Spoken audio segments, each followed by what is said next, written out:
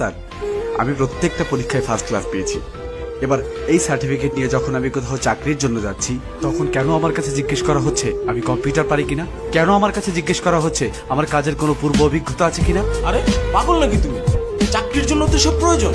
তোমাকে কম্পিউটার জানতে হবে, কাজের অভিজ্ঞতা থাকতে হবে, এক কথায় তোমাকে যোগ্য হতে হবে। তাহলে বেতন কি তোমার চেহারা দেখে দিবে? যদি চাকরি করতে এগুলো লাগবে, তবে স্কুল কলেজে আমাকে বাস্তবমুখী না করে তুলে আমাকে কম্পিউটার না শিক্ষা দিয়ে কেন শেখানো হচ্ছে? নবাব সিরাজউদ্দৌলা কবে মারা গিয়েছিল?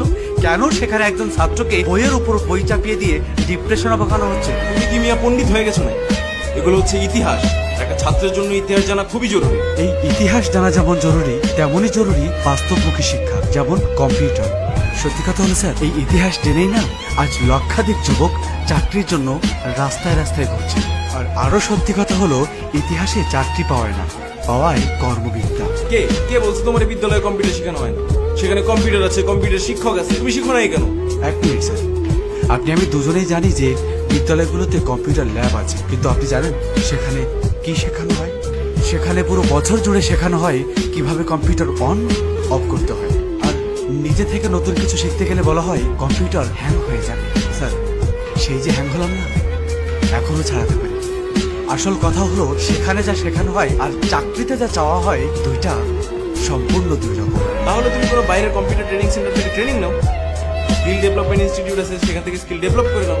তুমি জানো না, হাতের কাজ জানা থাকলে ভাতের অভাব হয় না। তাহলে স্যার, এই যে 18 বছর ধরে আমি মাস্টার্স কমপ্লিট করলাম, তার ভ্যালুটা কি? এই যে সার্টিফিকেট গুলো আমি অর্জন করলাম, এটা কি বাসার দেওয়ালে টানিয়ে রাখার জন্য নাকি চাকরির জন্য? যদি চাকরির জন্য হয়, তাহলে আমাকে কেন চাকরির মতো করে শিক্ষা দেওয়া হলো না? কেন আমার স্টাডি পিরিয়ড চলাকালীন আমাকে কর্মশালার মাধ্যমে চাকরির অভিজ্ঞতা দেওয়া হলো না? আমার শিক্ষায় কেন কর্মমুখী দিক নেই স্যার? শোনো বাবা, এখন সৃজনশীল হয়েছে, পাশের হার বাড়ছে, শিক্ষাঙ্গন এখন অনেক এগিয়ে গেছে। তুমি চাকরি পাও নাই বলে যে অন্যেরা চাকরি পাবে না তা কিন্তু না। অন্যেরা এখন যোগ্যতা পাচ্ছে। স্যার, কর্মক্ষেত্রে গেলে সেখানে একটা কাজের ধারণা দিয়ে 4 ভাগে করতে বলা হয় না, যেমনটা আপনার সৃজনশীলে করাচ্ছে। চাকরিতে একটাই কাজ দেওয়া হয়, আর যদি আপনি তা না পারেন, আপনি অযোগ্য। কি আজব স্যার, এরা সৃজনশীল পদ্ধতিতে পড়ালেখা করছে, তবে সৃজনশীল কোনো কর্মক্ষেত্র পাচ্ছে না, আর পাবেও না। পাচ্ছে একটা সার্টিফিকেট। তুমি একটা শিক্ষিত সমাজে দাঁড়িয়ে এসব কথা কিভাবে বলতো? তুমি কি বলতে চাও, এখন শতভাগ শিক্ষার কোনো দাম নেই? শিক্ষাঙ্গন এখন বিজনেস কোম্পানি স্যার, আর স্টুডেন্ট হলো প্রোডাক্ট। প্রত্যেক বছর এই কোম্পানি থেকে কয়েক লাখ এ প্লাস ব্র্যান্ডের প্রোডাক্ট বাজারজাত করা হচ্ছে। দুঃখের বিষয় স্যার, এখানে কোনো জ্ঞানী গুণী মানুষ বের হচ্ছে না। এদেরকে জাস্ট প্রেশার ক্রিয়েট করে মুখস্থ করিয়ে এ প্লাস পাওয়ানো হচ্ছে। আর আপনাদের এই প্রেশার কুকারে পড়ে ছাত্রদের আশা আকাঙ্ক্ষাগুলো বাষ্প হয়ে উড়ে যাচ্ছে, আর সমাজ সিটি মারছে। তুমি জানো পোলাপাইনের অবস্থা? এখনকার পোলাপাইন খুব দুষ্ট। যে করেই হোক এ প্লাস তো পাচ্ছে। আর শুনো বাবা, এ প্লাস পেলে সব হয়। এ প্লাস পেলে সব সম্ভব? ভুল। এখন সমাজ রেজাল্টকে এমন অবস্থায় এনেছে যে একজন ভালো ছাত্র যদি এ প্লাস পায়, তার দিকেও আঙুল তুলে বলবে রেজাল্ট কত টাকা দিয়ে কিনেছেন।